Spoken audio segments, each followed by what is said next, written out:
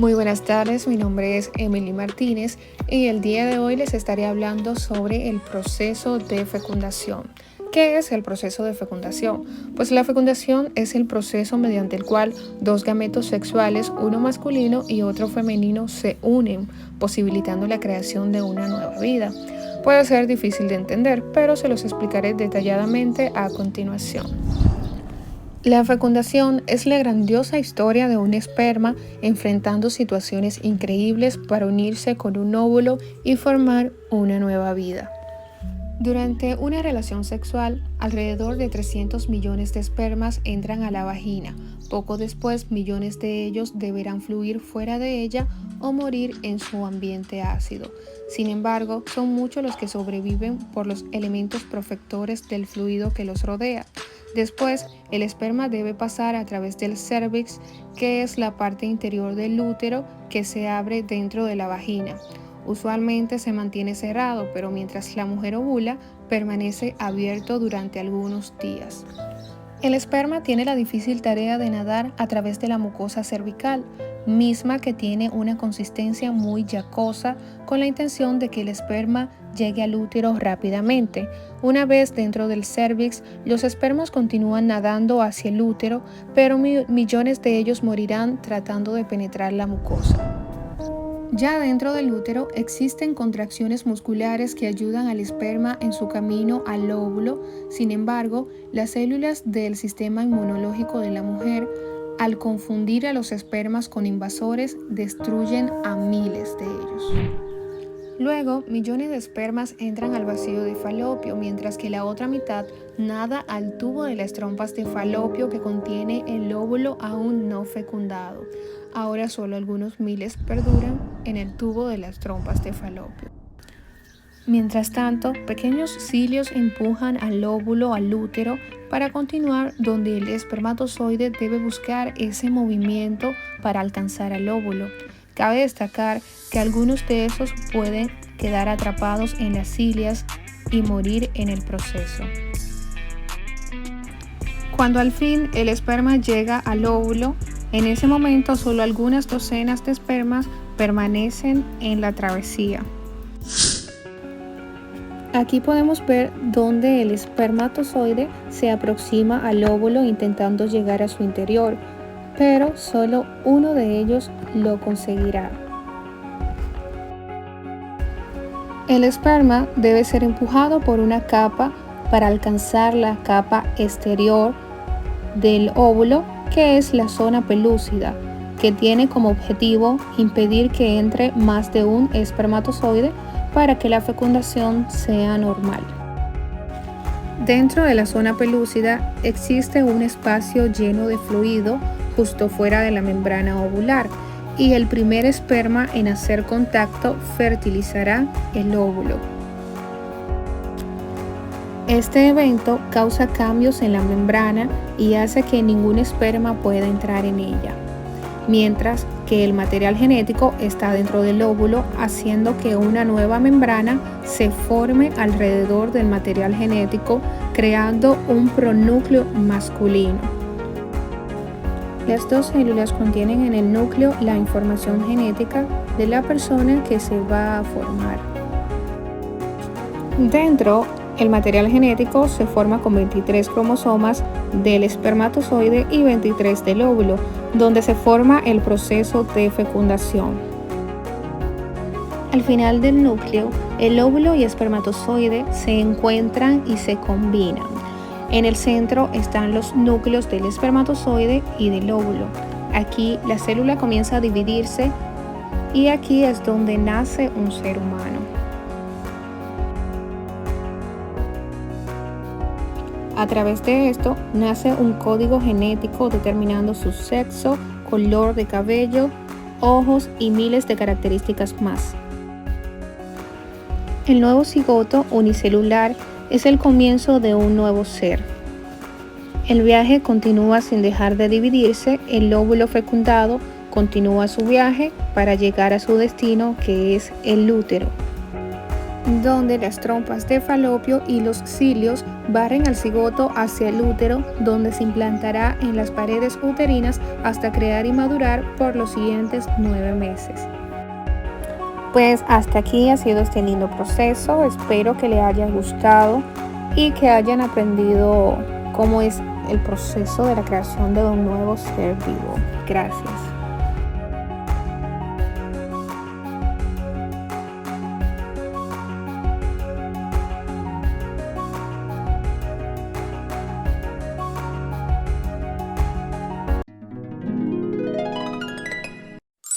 Muy buenas tardes, mi nombre es Leslie Cristal Castillo Lebrón y les estaré hablando acerca de la etapa de segmentación del proceso embrionario.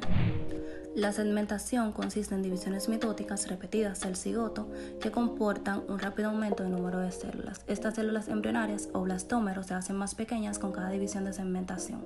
En primer lugar, el cigoto se divide en 2 blastómeros que se multiplican y hacen 4 blastómeros y así sucesivamente. La segmentación suele ocurrir cuando el cigoto se desplaza a lo largo de la trompa uterina hacia el útero. La división del cigoto en blastómeros comienza unas 30 horas después de la fecundación, cuando existe entre 2 y 32 blastómeros que se compactan, y aquí el ser humano en desarrollo se designa como mórula. El blastocito. Durante esta etapa del desarrollo o blastogenia, el producto de la concepción se conoce como blastocito. Este embrión inicial flota en el útero y obtiene nutrientes de las secreciones de las glándulas uterinas. Unos 6 días después de la fecundación, día 20 de un ciclo menstrual de 28 días, el blastocito se adhiere al epitelio endometrial, por lo general cerca de su polo embrionario. Las células internas de la mórula están rodeadas de una capa de células que constituyen la capa celular externa. La mórula esférica se forma unos 3 días después de la fecundación y se introduce en el útero. Poco después de la entrada de la mórula en el útero aparece un espacio lleno de líquido denominada cavidad del blastocito dentro de la mórula.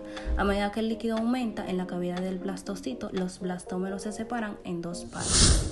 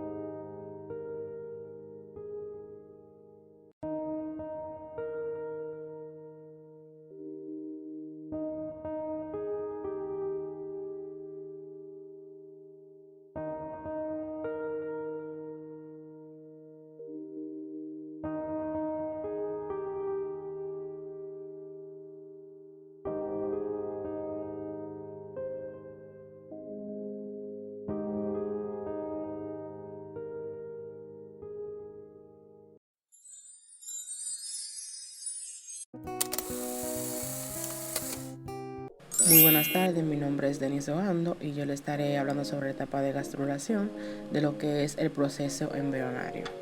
La gastrulación es una etapa del desarrollo embrionario que ocurre después de la formación de la blástula. Esto es que sigue a la segmentación o clivaje y tiene por objeto la formación de las capas fundamentales del embrión, capas germinales, en las que podemos encontrar el ectodermo. Esta es la capa más externa de células que rodea el embrión. El mesodermo, estas son células que forman la parte superior de la capa que creció hacia el interior de la blástula. Y por último, el endodermo, que esta es la capa de célula más interna. Cada una de ellas estarán destinadas a formar un tipo de tejido diferente, tal y como comentamos a continuación. encontramos el ectodermo. Es la capa más externa que rodea al embrión y la primera que se forma a partir del epiplasto. Con el inicio de la organogénesis, las células del ectodermo se diferencian en dos estructuras. Está el ectodermo neural, este formará el sistema nervioso, es decir, el cerebro y la médula espinal, y el ectodermo superficial, este formará los tejidos más superficiales como la epidermis, el pelo, las uñas, las glándulas mamarias, el esmalte de los dientes, etc. Ahora continuamos con lo que es el mesodermo. Esta es la capa interna, pero la que se forma en último lugar a partir de la migración de las células del epiplasto. Tal y como hemos comentado, el mesodermo es la hoja embrionaria que formará la mayoría de los tejidos y órganos del futuro feto. Por hecho, en primer lugar, se diferencian las siguientes estructuras. Está la notocorda, se sitúa en el eje longitudinal del embrión desde la base de la cabeza hacia la cola y actúa como sostén. Esta es fundamental para la formación del tubo neural a partir del ectodermo. Tenemos el mesodermo paraxial. Este se desarrolla en el dorso del embrión a lo largo de la notorda. Las células mesodérmicas formarán los llamados pares de somites. Estos son unos bloques celulares a ambos lados del tubo neural que se encargan de formar el tejido muscular, esquelético, cartilaginoso y la dermis. Tenemos el mesodermo intermedio, también denominado nefrotomo, ya que dará lugar a lo que son los riñones a ambos lados del embrión y otros componentes del sistema urogenital. Tenemos también lo que es el mesodermo lateral. Esta es la parte más externa del mesodermo y la que origina el sistema sanguíneo y cardiovascular. Sus células también darán lugar al endotelio vascular y las membranas del mesotelio que revestirán las cavidades corporales. Tenemos ya por último lo que es el endodermo. Esta es la capa más interna que con la diferenciación del cuerpo del embrión y el líquido que queda en el exterior se divide en dos partes. Tenemos el endodermo embrionario. Este dará lugar a los órganos internos del cuerpo, es decir, aquellos que forman el aparato digestivo y el sistema respiratorio, entre los que se encuentran la faringe, la faringe, el estómago, el intestino, el hígado, el páncreas, la vesícula biliar, los bronquios, la vejiga urinaria, etc. El endodermo extraembrionario es la parte que queda fuera del embrión y que forma el saco vitelino, una estructura encargada de nutrir y aportar oxígeno al embrión durante las primeras semanas del desarrollo. Estas dos partes endodérmicas quedan comunicadas por un orificio ancho que próximamente se convertirán en el cordón umbilical. La formación de la gástrula. Así en la blástula, una parte de los plastómeros comienza a invaginizarse, formándose el plastóporo. El lugar donde se produce esto está regulado genéticamente. La invaginación progresa e invade todo el territorio del plastócele, que se va viendo reducido proporcionalmente al aumento del arquenterón o una nueva cavidad que se va formando, que tiene la particularidad de estar en contacto con el exterior a través del plastóporo. En esta etapa el embrión se denomina gástrula y dará origen a las capas escritas anteriormente. A través del progreso de gastrulación se han formado dos capas de plastómeros, una en contacto con el exterior o ectodermo y otra en contacto con el arquenterón o endodermo, y entre las dos el plastócele con el líquido plastocélico. Aquí podemos observar lo que es una breve imagen de lo que son los plastómeros. Son células embrionarias que aún no se encuentran definidas hacia qué tejido celular se distinguen. Son extraídas del embrión cuando se realiza la biopsia embrionaria para la ejecución del diagnóstico genético del tercer día del desarrollo del embrión. Lo plastóporo es la apertura que se forma en el arquenterón durante el desarrollo embrionario de un organismo. Los plastóceles, una cavidad de la blástula general primaria de los animales durante su desarrollo embrionario, general porque no está abierta al exterior y primaria porque es la primera cavidad corporal que aparece en el embrión. Y por último, el arquenterón es una cavidad embrionaria que se forma en la fase de gastrulación y prefigura la futura luz del tubo digestivo que se abre en el exterior a través del plastóporo. Hasta aquí ha sido mi participación. Espero que le haya gustado.